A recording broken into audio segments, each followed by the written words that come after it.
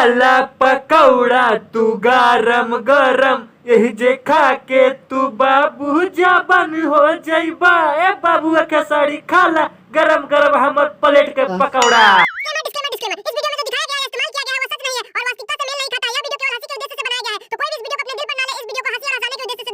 पवन भैया राहुल पकौड़ा से बढ़िया तो हमर पकौड़ा बा। राहुल तो फूलल फलल ऐसी तो खत्म देखे में लगाता भैया। हमर पकौड़ा देखी तुम गरम गरम ताजा ताजा बारा। हमर पकौड़ा खाई पवन भैया। अरे बबुआ खेसारी तोर पकौड़ा में का बात बारे? हमर पकौड़ा में खेबा तो ये जवान हो जा बीबी के भी खिलाएबा तो बीबी के नया नया दुगो बच्चा हो जाए। बाबुआ खिला दा बबुआ।